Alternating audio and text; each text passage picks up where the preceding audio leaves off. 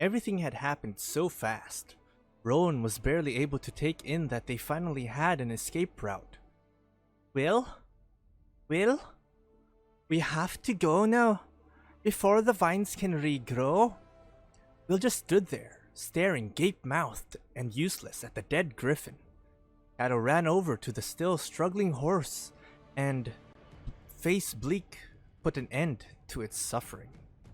Will, get Elowin's gear and bring me her staff and any cloth from her back. Shadow, get the horses. Rowan knelt by Cerise. I can splint your leg and a shoulder. Cerise's jaw set, her features ashen, and her voice ragged with pain. I misread that completely. The stone kept the curse in check. I was so arrogant. I thought I knew what I was doing. Rowan's anger burst in a flood. We all agreed to cut out the stone. It's not your fault. We couldn't have known. Will found a blanket in Elwyn's pack and sliced it into strips, which he and Rowan used to splint Cerise's leg to the lore mage's staff. Twice the healer almost fainted, and sweat poured off her skin, but she did not pass out as they bound her shoulder to keep it immobile. He talked all the while, trying to reassure her. He's remembered his name, so I think he isn't under Oko's enchantment anymore. Maybe Oko's not where the rotting curse comes from. Maybe, Cerise gasped. It's like no magic I've ever heard of. It could devour the wilds, and then the realm. Will looked at Rowan as if he'd seen a ghost. We'll get to that after we save Father, he said with false bravado, but she was relieved to see a flash of his jaunty grin in reply, though it faded fast. They helped Cerise up onto the unicorn, and walking on either side of her, started for the edge of the clearing. Cato followed, leading Rowan and Will's mares. Sprouts already nudged from the earth, weaving a new cage to encircle the glade.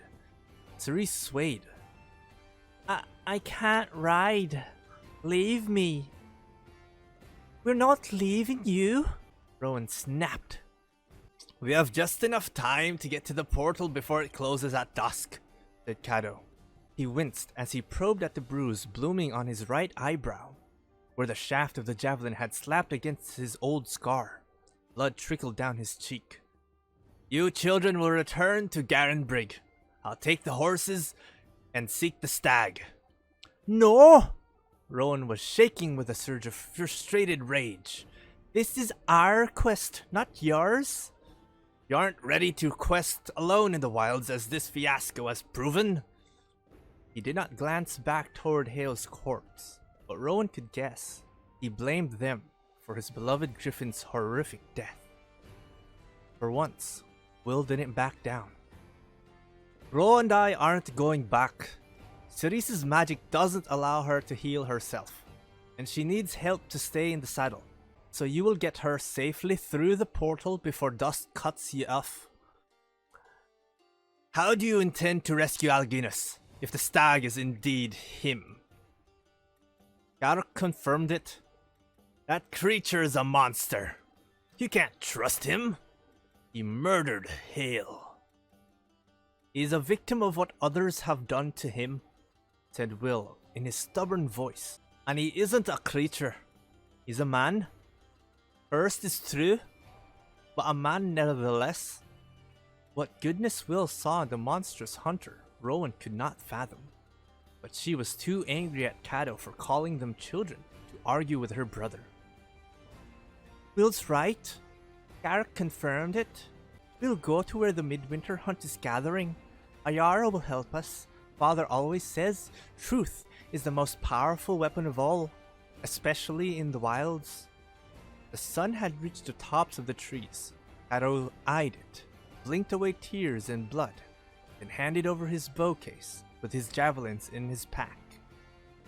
Very well. You'll need the extra supplies. I'll warn Lyndon as fast as I can get word to her, if it's not already too late. We won't be too late. Rowan tied the pack to her saddle and shouldered the bow case. Will you be alright? Will asked Cerise in a low voice. She brushed fingers along his cheek. Her touch made him blush. I believe you, Will. What about me?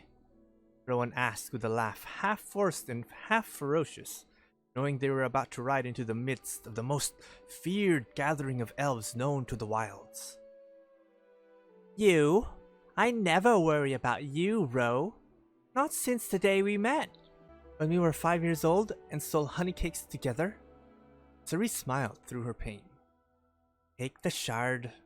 Rowan wrapped the crystal in a scrap of cloth, then pointed past the vines to an opening in the trees. The weather vane marks the path we came on. It should lead back to the bridges. With Cato walking beside the unicorn, bracing Cerise in the saddle, they set off. Will and Rowan rode behind, intending to split off when they came to the fork in the trail. But the path ran straight to the meadow at the river's bank with its 2 bridges. On the far shore, the mound and its paired obelisks marked the clearing where they'd entered, although from here, Rowan couldn't see the portal. The sun had almost reached the horizon, shining into their faces. Its light obscured Cato and Cerise as they hurried to the bridge. Will's hands gripped to white on his reins as he stared after them. We don't have time to watch them cross the bridge. Rowan set off back toward the overgrown city as the sky darkened in the east. The first faint star of night bloomed in the heavens. We have to believe they'll get to the portal before it closes. Right now, we've got to find a way to the amphitheater before the hunt rides. Look! A flicker of light twisted and shivered in the air. There's the flame! Will gave a curt laugh. What's so funny? She demanded. He unsheathed the machete. This was strapped to Elwyn's pack.